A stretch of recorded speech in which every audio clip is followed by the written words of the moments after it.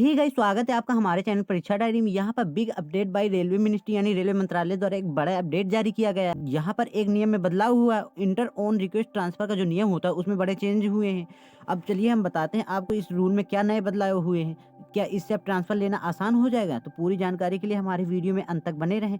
और यदि आप हमारे चैनल नए हैं तो आप हमारे चैनल को लाइक शेयर सब्सक्राइब करें। ये एक सर्कुलर जारी किया गया है भारत सरकार और government of India railway ministry यानी रेलवे मंत्रालय द्वारा न्यू दिल्ली डेटेड 26/12/2023 को ये सर्कुलर जारी किया गया है। ये सर्कुलर है नंबर ENG 2023 TR30 करके the general manager all zonal railway करके यहाँ पर ये सर्कुलर जारी किया गया है।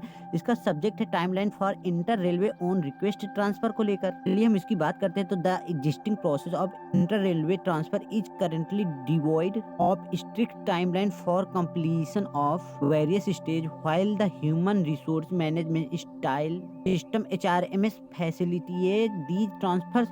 The absence of a defined time limit has led to a lack of efficiency and transparency in the process involved. यानी इस ट्रांसफर को लेकर यहाँ पे बताया गया है जो HRMS के द्वारा ही ट्रांसफर कराए जाते थे उनके द्वारा यहाँ पर जो लैक ऑफ इफिशियंसी थी यानी जो रिसोर्सेज थी और ट्रांसपेरेंसी नहीं थी, कब कहाँ क्या हो रहा है, हमारा डॉक्यूमेंट कहाँ फंसा हुआ है, उसको लेकर इन्होंने ये नोटिस जारी की है। और यहाँ पर इन्होंने ट्रांसफर की एक टाइमलाइन तय कर दी कि इस समय ये प्रोसेस होगा, इसके बाद ये और इतने समय बाद आपका ट्रांसफर हो जाएगा। वहीं हम बात करें recognising the need for a more streamlined and regulated approach, board have decided to adopt following biannual timeline for on request transfer. यानी ऑन रिक्वेस्ट ट्रांसफर के लिए जो नियम बनाए गए हैं वो नीचे जो लागू हुए इनको इन्होंने रेलवे ने स्वीकारा है।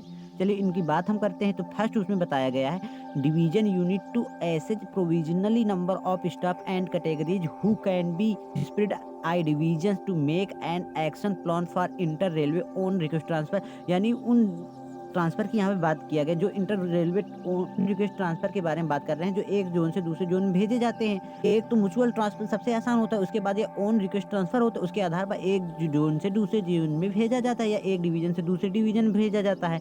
उसको लेकर यहाँ पर एक इन्होंने बताया है कि सभी आप वो पूरा डिवीजन का जितना भी डाटा है कलेक्ट करके एक उनके खिलाफ उनके आधार पर एक एक्शन प्लान बनाए। के लिए उन्होंने 2 टारगेट डेट बताई। फर्स्ट साइकिल डेट है 10th April of every year और दूसरी टारगेट डेट है second cycle and 10th October of every year. यानी जब फर्स्ट डेट में कोई रह जाएगा तो सेकेंड डेट में उसका कर दिया जाए। नेक्स्ट हम बात करें division unit to convey consent for accommodating the staff और रिजेक्ट द रिक्वेस्ट।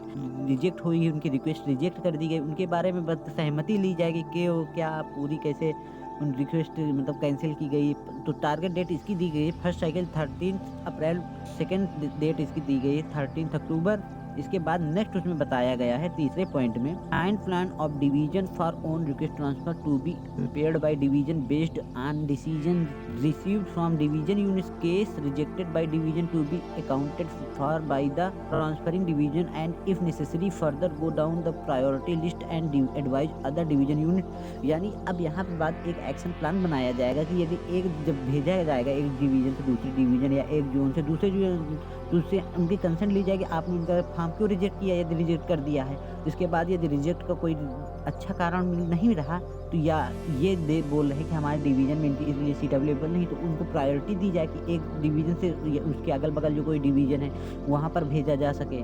उसके लिए यहाँ पर इन्होंने टारगेट डेट रखी फर्स्ट साइकिल की 20 मई और दूसरे की टारगेट डेट रखी है 30 नवंबर ऑफ एवरी ईयर करके उन्होंने 2 डेट दी कि इतने 20 आप क्लियर करें। यदि आपके अगल बगल यानी उनको पूरी तरह से जोन प्रायोरिटी भी दी जाएगी। यहाँ पर यदि कोई डिवीजन यदि फर्स्ट उसमें जो प्रायोरिटी रहती है उसमें यदि उनको रिजेक्ट किया तो उसके बाद उनको जोन प्रायोरिटी दी जाए कि मतलब अदर उसमें भेजा ही जाए।